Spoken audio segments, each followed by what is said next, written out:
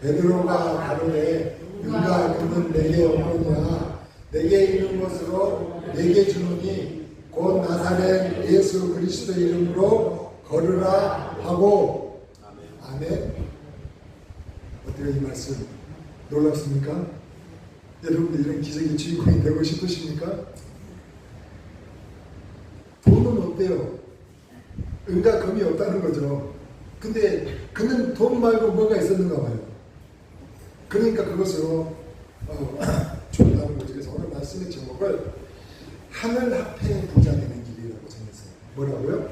하늘 앞에 부자 되는 길. 화폐가 그러면은 여기 돈 말고도 하늘 앞에도 있는가? 자, 하늘 앞에 부자 되는 길이라는 제목으로 주신 은혜를 나누고자 해요. 이 땅에 돈이 있는 건 우리가 다 알고 있죠. 근데 과연 하늘에도 통용하는 그 화폐, 돈이 있을까요? 잘 모르겠잖아요. 근데 여러분 베드로는 이 은과 금을 바라는 안진뱅이에게 지금 이 땅에 은과 금이 없어요. 그러면 어떻게 우리는 그냥 모른 척 가야죠. 돈이 없는데 안진뱅이가 요구한 거 뭐였어요? 돈이었잖아요. 그래서 은근히 그냥 간절히 살펴본 거잖아요. 저 양반 내게 좀 돈 좀 줬으면 하고 이렇게. 성전 미문, 즉 성전 문 앞에 그렇게 앉아서 내일 구걸하는 사람이었으니까 보고 있었던 거죠. 근데 은과 금도 아무것도 없으면서 주머니에 돈도 없으면서 뜬금없이 내게 있는 것으로 내게 주노니 하면서 이렇게 일어나 걸으라고 그 예수님 붙잡아 이렇게 했다는 것입니다. 그래서 그러자 그가 일어나 버렸어요. 나면서부터 안전뱅이 그가 일어나 버렸다니 얼마나 기뻤겠어요. 걷기도 하고 뛰기도 하면서 기뻐했다는 것이 오늘 성경 말씀입니다. 기적이 일어난 거죠. 정말 놀라운 일이 일어난 것입니다. 요즘에는 그런 일이 잘 없나요? 그렇죠. 도대체 어떻게 해서 이렇게 이런 일이 벌어진 걸까요? 궁금하십니까? 도대체 베드로가 예수 그리스도 이름으로 준 것이 무엇이었냐는 거예요. 분명히 줬잖아요. 은과 금은 내게 없거니와 내게 있는 것으로 주었다고 했습니다. 과연 베드로가 이 안진뱅이에게 주었던 것이 과연 무엇이었냐는 겁니다. 그것은 예수님이 발행하신 하늘 앞에 있다는 것이죠. 예수의 이름으로 줬습니다. 여러분들 갖고 싶으신가요? 여러분들 갖고 싶으신가요? 별로 갖고 싶으니까 그러고 도대체 그런 것이 어디에 있는가 하는 표정이신 것 같아요. 그러면 하늘 앞에 이게 과연 뭔 말이냐 한번 생각을 해보자는 거죠. 자, 우리가 사는 세상에는 은과 금 이렇게 통용하는 화폐가 있습니다. 돈이 있습니다. 근데 우리에게만 그런 게 있을까요? 동물들에는 없을까요? 동물들도 쓰는 통용하는 화폐가 없을까요? 그렇죠. 그들에게 우리가 쓰는 은과 금을 주면은 그렇죠. 번체하겠죠. 알아먹지 못하니까 아무 소용이 없을 거예요. 그런데 여러분도 혹시 개를 키우고 있습니까? 그럼 그 개에게 은과 금을 주면 개들이 번체만체 하지만 뺏다구를 안 줘보세요. 뺏다구를 주면 좋아할까요? 좋아하죠. 한잔합니다. 그 뺏다구가 작은 뺏다구도 있겠고 큰 뺏다구, 굵은 뺏다구 여러 가지 뺏다구가 있겠죠. 그러니까 그들 세계에는 그들에게 인정되는 뭐가 있다는 거죠. 그들 세계에는 그들에게 통용되는 그들의 화폐가 있다는 것이 이해되십니까? 그렇듯이 하늘에서도 우리가 이 쓰는 은과 금은 아무 소용이 없어요. 거기 나라가 하늘에도. 근데 거기 하늘에서만 쓰는 화폐가 있지 않겠냐는 거죠. 그래서 오늘 베드로가 그 안진뱅이에게 예수 그리스도 이름으로 준 것이 바로 그 화폐였지 않고 뭐였냐는 거예요. 결국 우리는 그래서요 하늘 앞에 하늘에서 쓰는 그 하늘 앞에 하늘에서 쓰는 돈에 부자 되려고 오늘 또 이렇게 교회 나오신 거 아닙니까? 뭐 때문에 이렇게 그러고 나오셨어요? 뭐 때문에 이렇게 이른 아침부터 이렇게 예쁘게 꽃다녀가고 나오신다는 거예요? 여러분 우리가 예수 믿는 사람이에요. 우리가 예수 믿는 사람이라면 이 땅에 쓰는 돈은 난 별로 없어요. 이 땅에 쓰는 돈 내가 별로 없지만 그래도 하늘에서 쓰는 저 하늘 돈에 하늘 화폐에 나는 그 돈을 갖고 있어요 라고 이야기할 수 있는 사람이 돼야 되지 않을까요? 어떻게 생각하세요? 아니 다 이 땅에 도움이 없지만 라고 이야기하는 사람이 돼야 되지 않겠냐는 겁니다. 베드로는 많았습니까? 그래요. 베드로는 많았어요. 근데 예전에 베드로는 없었어요. 고기 잡는 어미의 베드로는요, 이 하늘 앞에가 없었습니다. 근데 사도가 되면 그는 달라졌어요. 바로 이것이 부자가 되었다는 것입니다. 이 땅에 응가 금은 없지만 하늘에서 통행되는 그 돈에 부자가 되었다고 지금 말하고 있는 것입니다. 그러니까 우리가 교회 다니는 것은 베드로처럼 하늘에서 쓰는 이 하늘 앞에 부자가 되려고 다니는 게 아닙니까? 자, 우리가 교회 오래 다녀가지고 집사되고 권사되고 장로 되는 것까지 좋아요. 그런데 그렇게 되었는데도 불구하고도 집사가 되고 권사가 되고 장로는 되었는데 하늘 앞에가 되게 없습니다. 어떤 일이 보실까요? 그런 사람이 암에 걸려요. 그럼 어떻게 해요? 바로 사색이 돼요. 그런 사람이 암에 걸리면 사색이 되어가지고 안전구절 못하지 않습니까? 사자구리 앞에 서면 어떻게 할까요? 버들버들 떨면서 나무를 잡을 것입니다. 또 나를 비난하는 소리를 들어요. 나를 비난하는 거예요. 그러면 그 생각하는 거죠. 야, 네가 내게 대로 줬지 나는 말로 갚을 거야 하면서 일을 갈지 않냐는 것입니다. 그러니까 교인은 아니지만 아직 내 안에 예수님이나 그 하늘을 제대로 알지 못한다면 이런 모습을 보이지 않겠냐는 것입니다. 근데 하늘의 보화를 많이 가진 사람은요 다른 것이에요. 그걸 지금 오늘 같이 묵상해보자. 과연 하늘의 보화를 많이 가진 사람은 어떻게 다른가? 그래서 우리가 여기에 부자가 되자고 지금 오늘 같이 한번 말씀을 살펴보자는 것이죠. 뭐요? 하늘의 보화, 하늘 앞에 다니엘이 그런 사람이었어요. 다윗이 그런 사람이었어요. 저 갈릴리 어부들이요 그런 사람들이었어요. 막달라 마리아, 삭개오가 그런 사람들의 이야기라는 것입니다. 그러면 여러분들도 이런 이 하늘 앞에 관심이 있으십니까? 하늘의 보화를 소유하고 싶으시다고요. 그럼 어떻게 해야 할까요? 어떻게 해야 과연 이 하늘의 보화를 소유할 수 있을까요? 교회 오게 다니고 열심히 다니면 될까요? 근데 여러분 교회 다니는 것이 오히려 더 곤란하게 할 수도 있다는 걸 아십니까? 그러니까 하늘나라를 더 정확하고 분명하게 이해하지 못하고 그냥 다니기만 하면 예수 믿는다고 하면서요 이 땅의 성공과 더 영화를 얻기를 원하고 또 그것을 자랑하면서 사는 거죠. 또 심지어는요 그렇게 이 땅의 성공과 영화를 얻는 것을 갖다가 내가 하나님께 복받았다고 이 복받은 증거라고 그렇게 내세우고 다닌다는 것이죠. 근데 여러분 예수님을 아는 것이냐? 예수님이 그렇게 하셨나요? 진리나 하늘나라가 어떤 나라인지에 대해서 그렇게 안다면 그렇게 할 수 없었을 텐데 거기에 관심이 없이 그냥 왔다 갔다만 하면서 이 땅의 것들을 내가 얼마나 얻었느냐에 온 관심이 집중되어서 살았다면 과연 그 하늘의 보화를 소유할 수 있을까요? 그러면 어떻게 해야 하늘 앞에 부자가 될 수가 있느냐? 그래서 한 사람을 제가 소개하고 싶어요. 실제 그 하늘 앞에 엄청난 부자가 된 사람입니다. 그는 이렇게 이야기하죠. 현재의 고난은 장차 우리가 받을 영광과 좋게 비교할 수 없도다라고 얘기해요. 현재 고난은 뭐라고요? 장차 나중에 내가 받을 영광과 좋게 비교할 수 없다라고 이야기했던 사람 바로 바울 사도입니다. 근데 여러분 그의 삶을 보면은요 정말 말할 수 없습니다. 그래서 묻는데 여러분의 삶은 또 어떻습니까? 지금의 삶은 좀 고생스럽습니까? 아니면 너무 좋습니까? 그리고 우리 삶이 좀 만만치 않기 때문에 쉽다고는 말할 수 없을까요?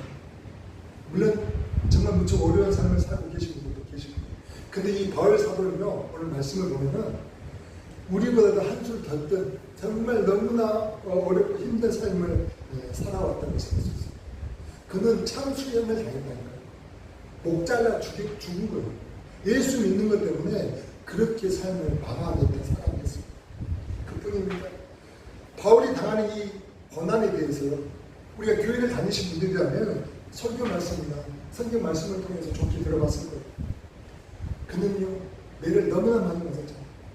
태장으로도 맞고 몽둥이로도 맞고 돌이 맞아 죽을 뻔하고 바다에 빠져 죽을 뻔하고 산에서도 죽을 뻔하고 하나님을 믿는다 그 유대인들에게 쫓기며 안 믿는 사람들에게도 얻어맞고 굶기를 밥 먹듯이 하고 추위에 떨고 잠을 못 자는 삶을 살았다고 그가 그렇게 살았다고 성경은 증언하고 있어요.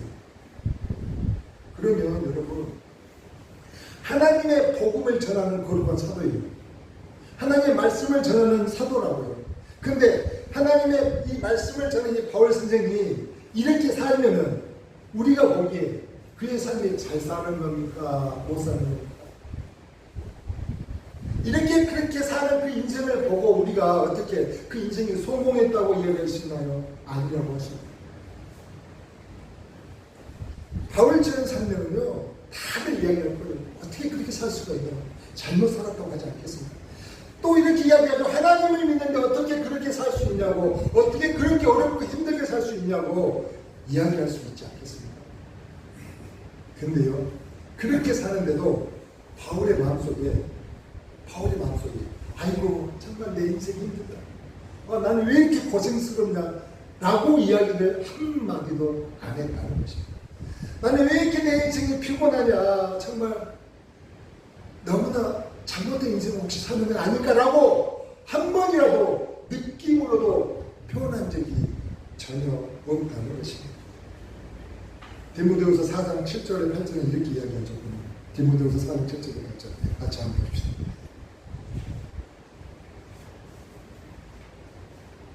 디모데후서 4장 7절에 8절이죠.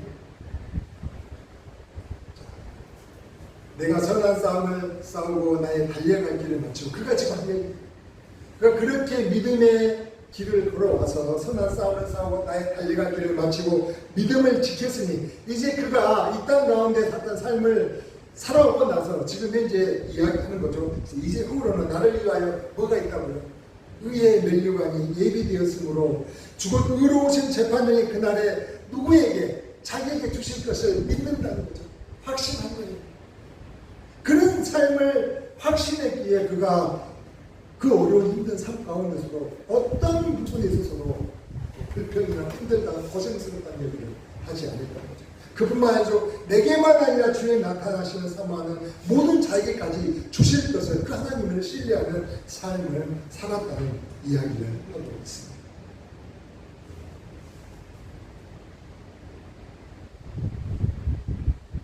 그러니까 여러분 하늘의 보아 하늘의 하필을 갖다가 우리가 어떻게 하면 볼 수 있느냐? 바울 사도는 어떻게 했다고요? 바울 사도는 죽으면 죽으리라. 가난하면 뭐 내가 가난하지 뭐. 밟아? 그러면 내가 밟히지 뭐. 무시하면 무시당하고 너의 노릇까지 내가 하지 뭐. 이렇게 한다는 거예요. 여러분 그러면 이렇게 생각하면 어떻게 그렇게 할 수 있냐고. 어떻게 사람이 그렇게 할 수 있냐고 생각하시겠지만 뭐하면 이 비밀 내가 의의 면류관 하늘의 비밀을 알게 되면은요 그걸 제대로 알게 되면은 내 머릿속에서 돌아가는 생각이 그래 죽이면 죽지 뭐 가난하지 뭐 모욕 당하지 뭐 날 비난하라고 그래 까짓건 내가 너희가 사는 뭐 얼마나 살겠어 100년 200년 살겠어 우리 인생 살아봐야 8, 90년인데 라고 생각을 한다는 것입니다. 이제 바울 사도는 자신의 삶에서 뭘 보지 않은 거예요. 눈앞에 있는 현실을 보지 않은 거죠. 뭘 생각하면서? 저 하늘을 생각하면서 살았다는 것이 물론 쉽지 않겠죠. 근데 그런 삶을 살았어요. 그래서 그에게는 하늘의 보화가 넘쳐나는 것입니다. 하늘 앞에가 넘쳐나는 이제 아시겠어요? 이 땅에 은근 보화가 있듯이 저 하늘에도 하늘 앞에 하늘의 돈이 있다는 것을요. 그걸 바울 사도는 알았던 것입니다. 그걸. 그래서 영원한 생명세계가 있다는 것을 그러니까 이 땅에서 내가 노예로 산들 혹은 사망의 골짜기를 들어간들 아니 평생 남의 밥을 닦고 살지라도 그게 뭐 별거냐라고 생각을 했다는 것입니다. 쉽게 이야기 이런 것이죠. 지금 천억 아니 억도 더 많은 천조 천억 천조가 왔다 갔다 하는데 지금 10만원 20만원이 뭔 상관이 있냐 이 말이에요. 아무 상관이 없잖아요. 10만원 20만원 뭔 문제가 되냐 이 말이죠. 그 많은 돈이 1,000억, 2,000억 아니 1,000조가 왔다 갔다 하는데 그 생각을 했다는 것이죠. 그래서 바울은 생각하기라고 생각한데라고 했다는 게 뭐냐면은 현재의 고난 내가 생각을 해보면 해볼수록 그게 가난일지라도 그게 내가 암일지라도 내가 더위일지라도 아니 어떤 사람의 시달리는 고통일지라도 내가 죽도록 남 틱닥거리며 하는 사는 삶일지라도 내 현재의 고난은요 저기 저 하늘에 가서 누리기에 영광과 좋기 비교할 수 없다라고 생각을 했다는 것입니다. 그래서 바울 사도는 분명히 말하죠. 믿음을 어떻게 본다고요? 이 하늘의 뭘 어떻게 본다고 했냐면 생각으로 본다는 것이. 한번 봅시다. 그가 얘기했던 로마서 8장 10장 말씀 보면서 하자 생각합시다.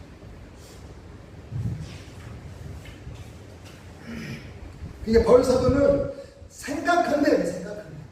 생각을 해보니까 생각을 그렇게 했다고 현재의 고난은 장차 우리에게 나타날 영광과 좋게 비교할 수 없다고 하고 생각을 통하여 그가 하늘의 보화를 얻을 수 있게 되었다고 지금 이야기를 한다는 것이죠.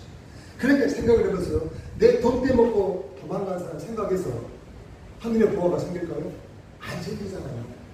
그가 생각을 뭘 했는지를 한번 생각해봐요. 우리가 아무리 내 돈 떼먹고 도망가서 성질 나죠. 미치죠. 그렇지만 아무리 그럴 생각을 해도 내게 믿음이 하늘의 보화가 안 생긴다는 것이죠. 요즘 저 난리는데 저 미국의 트럼프 대통령을 생각한다고 생기겠어요? 이 나라 대통령을 생각한다고 생기겠어요? 정치를 생각한다고 생기겠어요? 이 나라 경제를 생각한다고 내게 그 이 믿음이나 하늘의 보화가 생기겠냐? 그런 것들에서 조금도 어떤 것에서도 하늘의 보화가 전혀 생기지 않는다는 것입니다. 그걸 우리가 다시 한번 명심하자는 거예요.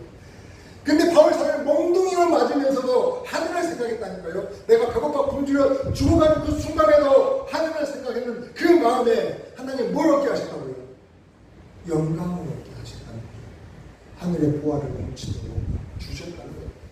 그래서 생각한데 현재의 고난 장차 우리에게 나타날 영광과 정의 비교할 수 없다라는 이야기를 했다는 것이죠. 그러니까 여러분 우리가 바울 사도를 보면서 알 수 있는 게 뭐냐면 자 보세요. 바울 사도가 이 수많은 고통 가운데 해방이 돼서 이런 적이 있습니까? 아니요. 그 고난 가운데 있는 가운데서 그 생각이 그렇게 바뀌었다는 걸 얘기하고 있는 거예요.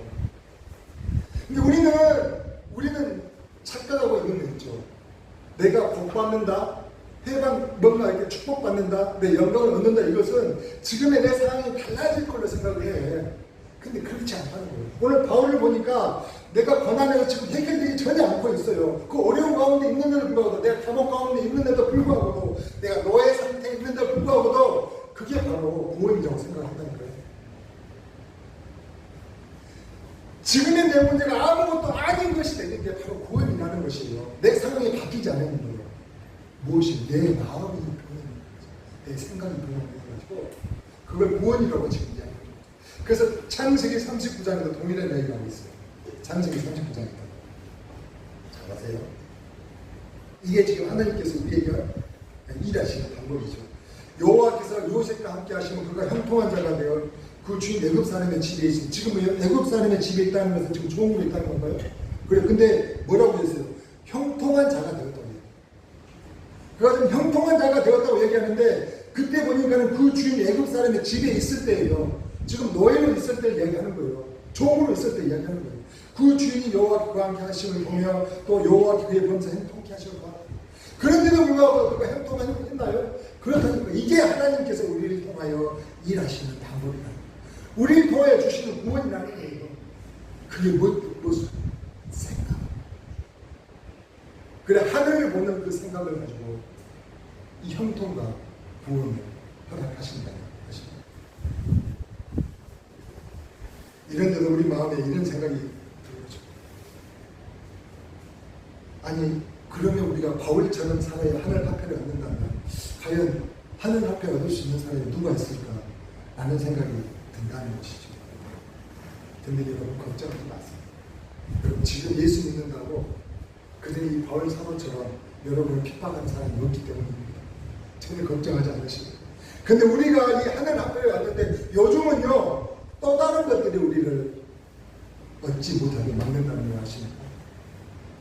여러분 마태복음 19장 한번 볼까요? 마태복음 19장 21절을 보면 우리가 늘 하는 대단한 청년이라고 볼 수가 있어요.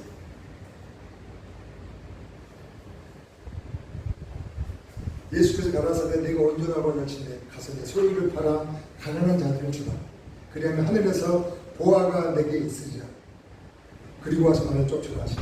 자 한번 보세요. 예수께서 가라사대 내가 온전하고자 할진대 가서 내 소유가 가난한 자들에게 그런 뭘 준다고? 하늘에서 보화. 하늘에서 보화를 내게 주리라. 그리고 와서 나를 쫓으라 하시니 하고 말씀하시죠. 여러분 이 청년이 얼마나 대단한 청년인 줄 아세요? 이 청년은 그 당시 그 동네에서 그 회당이 소문난 사람이에요. 믿음 좋기로 신앙 좋기로 소문난 사람이라니까요. 모든 계명을 어렸을 때부터 지켜온 사람이에요. 대단한 사람이죠. 모든 계명을.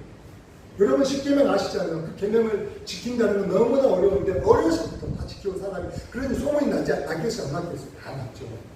그 부자 청년이 그렇게 하나님 말씀도 더 잘할까요? 잘 알죠. 말씀 잘 알지. 그 말씀 따라 실천도 잘하면 너무나 모범적인 청년이었던 것입니다. 그 부자 청년이 이제는 예수님을 만나서 모든 사람의 본이 되었으니 얼마나 주목을 받는 청년이었겠어요. 이렇게 주님께 와서 묻는 거예요. 주님 내가 영생을 얻고 싶은데 더 필요한 것이 뭐냐고.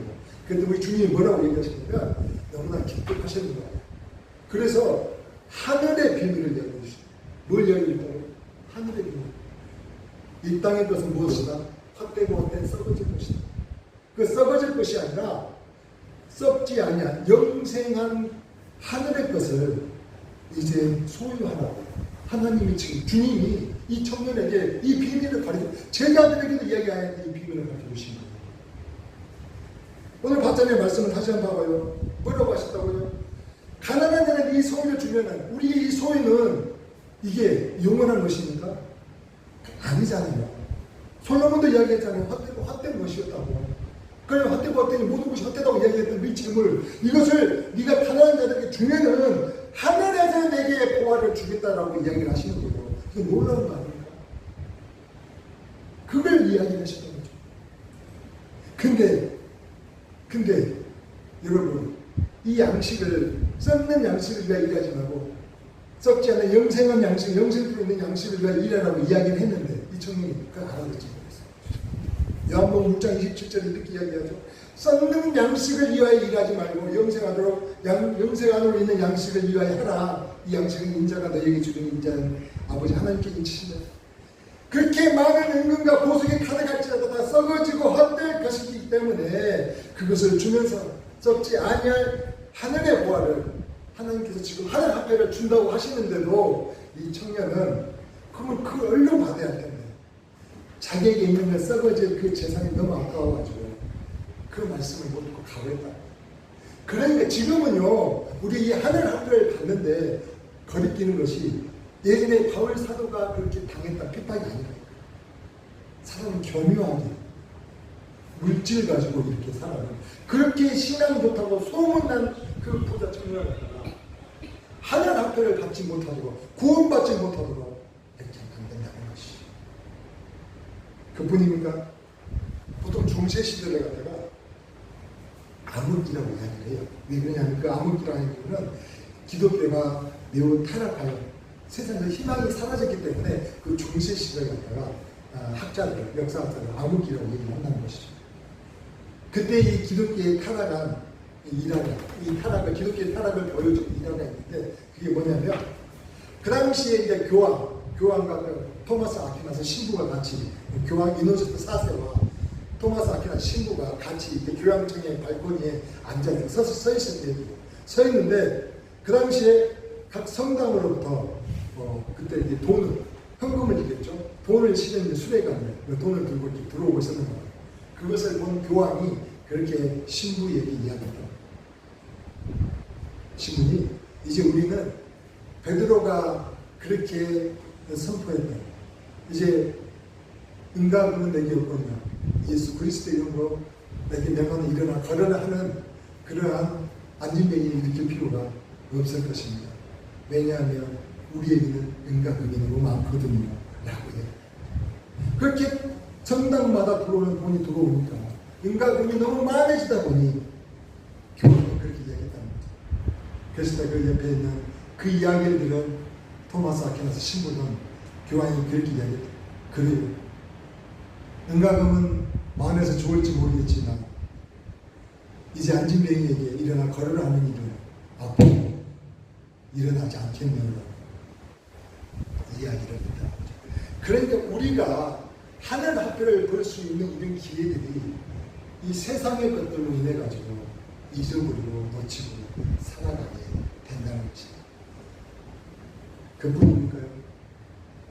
우리들, 아니 심지어는 저도, 자 이렇게 여러분 성도들 밑에도 별로 교회라고 생각을 해봐요. 그럼 제가 만약에 안전병에 일으키는 능력이 있다고 소문이 나와요.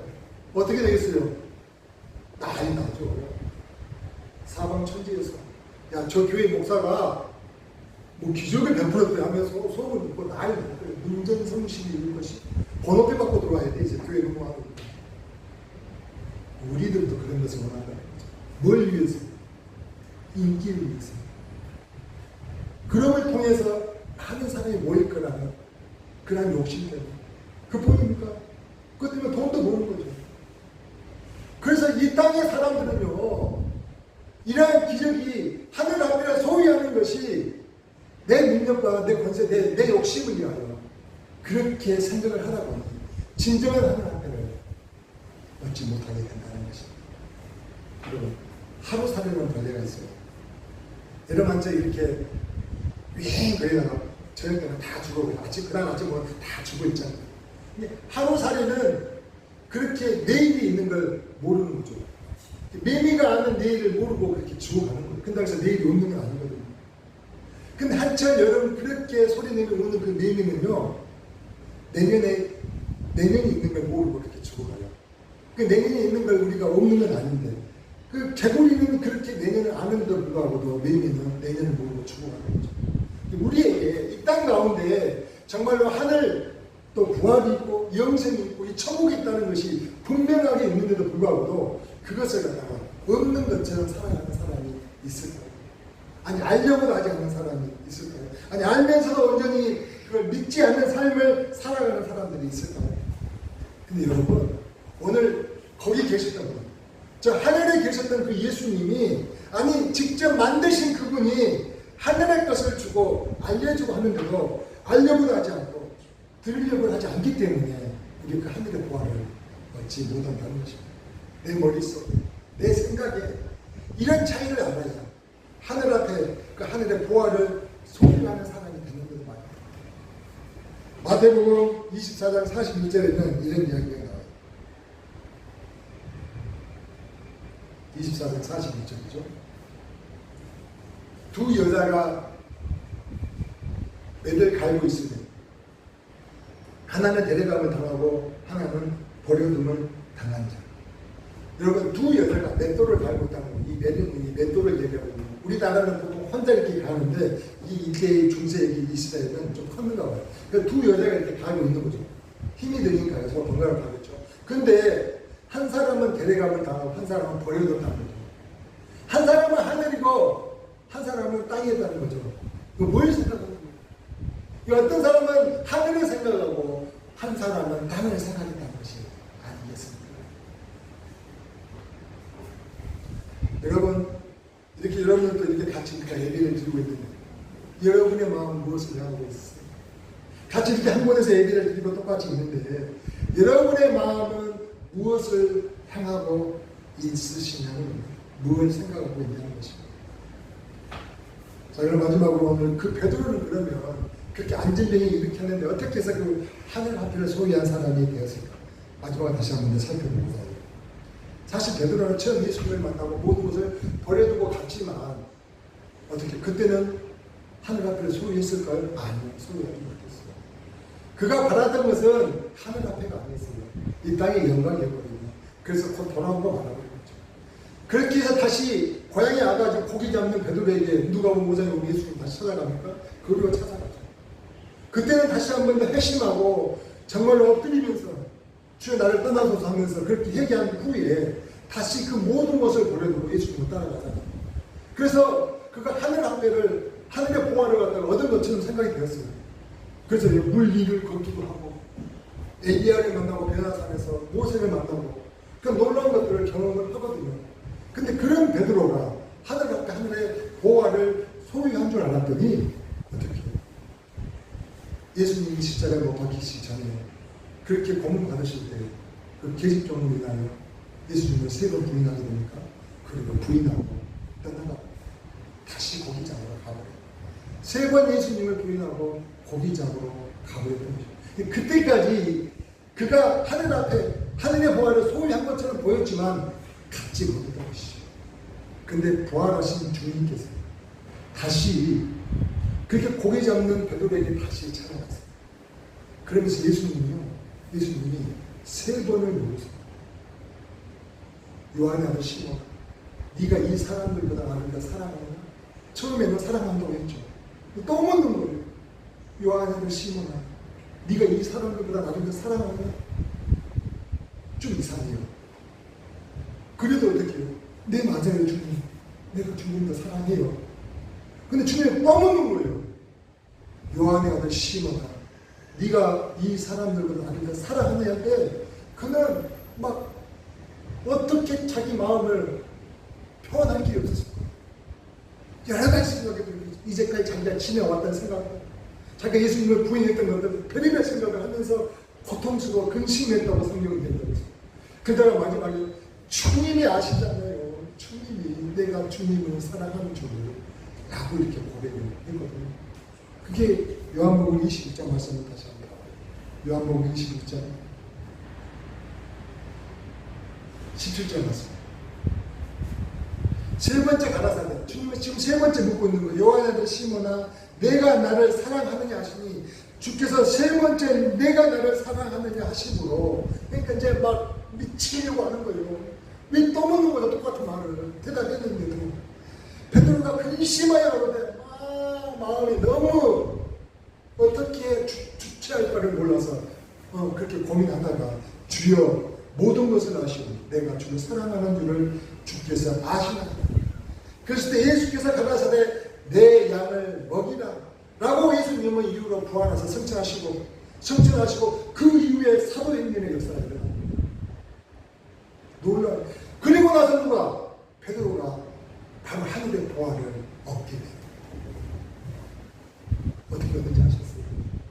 그리고 나니까 하늘의 보화를 얻게 됐다는 거죠.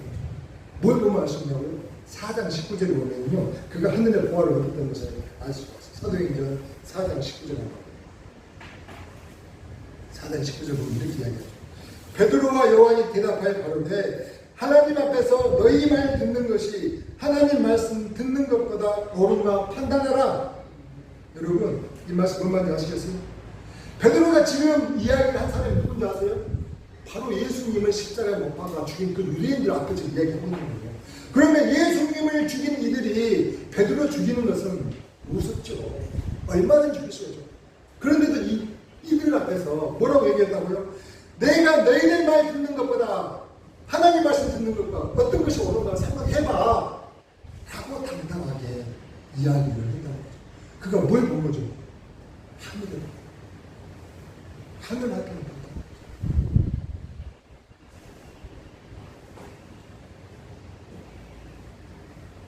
이때부터 베드로는요, 믿음이 굳게 서서 기도하는 자들에게 하늘의 보화를 주신다는 것을 확신했던 것이죠.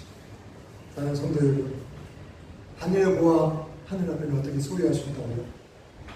주를 믿는 그 믿음 때문에 내 삶의 환경이 어떻게 될지라도, 어떻게 변할지라도, 아무리 힘들지라도, 내가 병에 걸렸을지라도, 내가 아니 파산을 했을지라도, 내가 누구로부터 비난당하 극심한 스트레스 고통 가운데 있을지라도 상관없이 내 주님을 늘 생각하고 하늘을 생각하는 그 사람에게 주신다는 거예요. 하늘을 생각하는 그 사람. 썩어질 양식을 위해 일하지 않고 썩지 않을 영생하는 양식을 위해 일하는 자들에게 주신다는 거예요. 너무나 간절하고 애절하게 내가 주님을 사랑합니다. 내 주님 내가 사랑하는 줄 아시잖아요 라고 그렇게 고백하는 우리들에게 하늘의 보화를 주신다는 거예요. 그것 좀 받아들여야죠. 그래서 여러분들도 내가 예수 그리스도의 이름을 내가 너니 일어나 걸으라 라고, 그래서 그 손을 잡고 붙잡아 일으키는 그 능력을 저와 여러분 같이 한번 소유하자는 것입니다. 아멘. 정확하죠. 자, 여러분 그 주인공이 되시기를 원합니다. 이 구원동 작은 동네에 몇 안 되는 우리 성도들 모여서 이 참성은 교회라는 이름으로 우리가 얘기를 드리고 있지만, 이 교회 가운데 모두가 그 하늘의 보화를 다 소유하여 누리는, 이 땅 가운데 복을 누리는 주인공들이 되시기를 소망해요. 내 삶이 상관이 없다고요. 내가 지금 나이가 몇 살이 의미가 없다니까요. 아무 상관이 없다니까요. 하나님께서 누구에게 주시는지 우리가 알았잖아요. 그 모든 것을 믿으시기를 주님 다시 한 번 더 소망합니다. 같이 한번 기도하십시오. 주님, 우리의 모습이 하나님 자녀다운 모습을 하고 있는지 다시 한번 돌아봅니다. 예수를 믿는다고 하면서 이제까지 교회만 왔다 갔다 했는지, 교회 문지방을 밟고 다니는 사람은 아니었는지 생각해 봅니다. 이 땅에 은금도 없고 하늘 앞에도 갖지 못하는 사람들은 아니었는지 다시 한번 되돌아봅니다. 이제 우리에게 주어진 이 땅의 짧은 삶에서 무엇을 생각하며 살아야 되는지를 알게 하셨사오니, 생각하는 건 어렵지 않은데 그 생각을 이제까지 못했지만은 이제는 자로나 오르나 치우치지 않고 우리에게 허락하신 그 하늘의 영광만 기대하고 바라보며 살아가는 믿음의 자녀들 되게 하여 주시옵소서. 내가 주님만을 사랑하는 줄을 주님이 아시나이다. 내가 주님만을 사랑하는 줄을 주님이 아시나이다 하는 이 믿음의 고백, 이 믿음의 고백을 하는 자녀들 되게 하여 주시옵소서. 은과 금은 내게 없거니와 나사렛 예수 그리스도의 이름으로 명하노니 일어나 걸으라 외치는 믿음의 소유자들이 다 되게 하여 주시옵소서. 주님 만나는 그날에, 주님 만나는 그날에 나와 창세로부터 너희를 위하여 예비된 날을 상속받으라라는 그 복받는 믿음의 자녀들 되게 하여 주시옵소서. 이제 변화된 날을 통하여, 이제 바꾸어진 나를 통하여, 이제 달라진 나를 통하여 내 가정이 변하고요, 내 직장이 변하고 내 일터를 바꾸어가는 믿음의 소유자들이 되게 하여 주시옵소서. 생각하는데 현재 고난은 장차 우리에게 나타날 영광과 좋게 비교할 수 없도다라는 주님의 말씀이 내 삶의 새로운 지표가 되게 하여 주시옵소서. 예수님의 이름으로 기도합니다.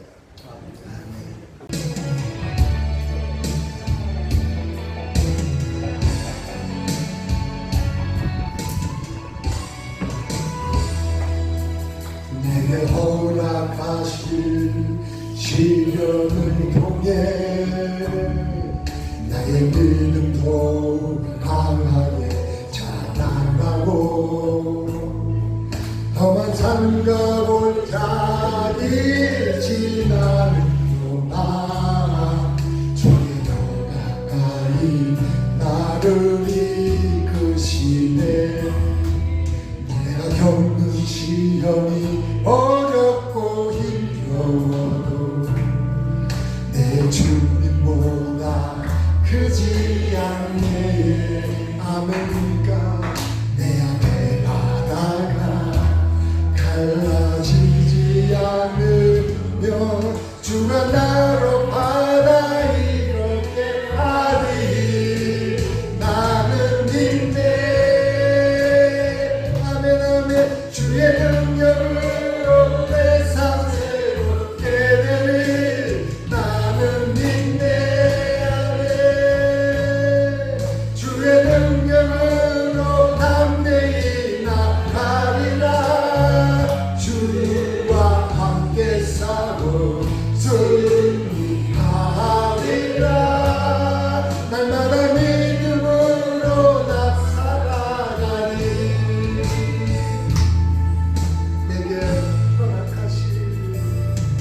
내게 허락하신 시련을 통해 나의 믿음도 강하게 자라나고 험한 산과 골짜기 지나는 동안 주께 더 가까이 나를 이끄시네.